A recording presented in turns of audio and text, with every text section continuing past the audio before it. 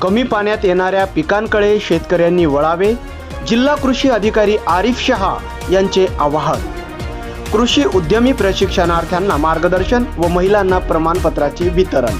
नमस्कार, आपण पाहत आहात न्यूज दर्पण मराठी. बदलते हवामान, कमी होत चाललेला पाऊस आणि वाढता जलसंकट यामुळे शेतीसमोर नवे आव्हाने निर्माण झाली. याच पार्श्वभूमीवर शेतकऱ्यांनी कमी पाण्यात येणाऱ्या पिकांकडे वळावे, तसेच मिश्र व बहुपीक पद्धतीचा अवलंब करावा असे महत्त्वपूर्ण आवाहन वाशिम जिल्ह्याचे कृषी अधिकारी आरिफ शहा यांनी न्यूज दर्पण मराठी वाहिनीशी बोलताना सांगितले. तसेच कृषी उद्यमी 13 दिवसीय प्रशिक्षण कार्यक्रमाचा समारोप उत्साहात पार पडला. या प्रशिक्षणामध्ये गावातील शेतकरी कुटुंबातील सदस्य तसेच विविध बचत गटातील महिलांनी सहभाग घेतला होता. दरम्यान माती परीक्षण, बियाणे निर्मिती, दुग्ध व्यवसाय, शेळीपालन, सेंद्रिय शेती, खत तयार करणे, कमी खर्चातील शेती, खरीप आणि रब्बी पिकांबाबत सविस्तर मार्गदर्शन यावेळी करण्यात आले.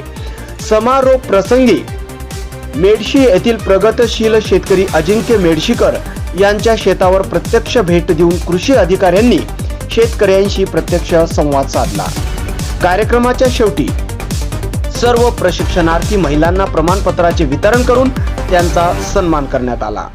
यावेळी डॉक्टर सतीश बाहेती, उल्हासराव मेडशीकर, सरपंच शेख जमीर, प्रदीप तायडे, यशवंत घुगे, प्रशांत मेडशीकर, रवी घुगे, पत्रकार गोरखनाथ भागवत, सचिन साठे, विठ्ठल भागवत, अजय चोतमल, सुधाकर चोतमल व अभिषेक घुगे यांच्यासह बहुसंख्येने महिला पुरुष कार्यक्रमाला उपस्थित होते.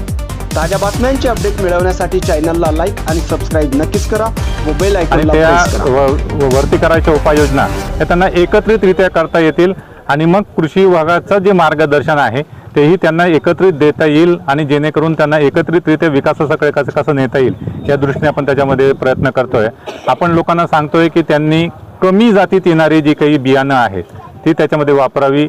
त्याच्यातही विद्यापीठातने जे शिफारस केलेले वाण आहेत ते त्याच्यामध्ये वापरावे. आपण लोकांना विनंती करतोय की त्यांनी खताचा वापर हा संतुलित करावा, अतिरेक वापर करू नये. कारण आता खताच्या ज्या किमती आणि उपलब्धता आहेत याच्याबद्दलचाही आपल्याला विचार करायचा आणि मुळात आता जे खेत बचाव अभियान केंद्र शासनाने सुरू केलेलं आहे त्याच्यामध्ये आपल्याला आपली माती परीक्षण केल्यावरती त्याचा जो काही रिपोर्ट असेल त्याच्या आधारावरती कोणती खतं द्यावी, केव्हा द्यावी या अनुषंगाने जे आहे ते लोकांमध्ये आपण जनजागृती करतो आणि चांगला प्रतिसाद लोकांचा त्याच्यामध्ये मिळतो. तसंच सर्व शेतकऱ्यांसमोर प्रमुख आव्हाने कोणती असतील यावर्षी?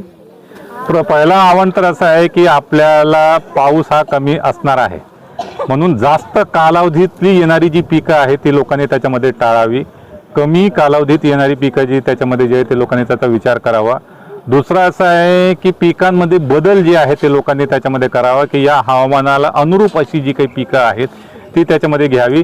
तिसरं आव्हान असं आहे की लोकांनी एकच पीक न घेता 3-4 पिकं जी आहे ते आपल्या शेतामध्ये आंतरपिकाच्या स्वरूपात त्याने घ्यावी, जेणेकरून एखाद्या पिकाला फटका जरी बसला तर दुसरं तिसरं पीक जे त्याच्यामध्ये येऊ शकेल. म्हणून आपल्या भागासाठी जर तसा विचार केला तर सोयाबीन, तूर ही आंतरपीकची खूप चांगली पद्धत आहे. त्याच्यावरती लोकांनी जास्त त्याच्यामध्ये केंद्रित करावं आणि अशा प्रकारे आपण येणाऱ्या संकटाला सामोरे जाऊ शकतो. Thank you sir.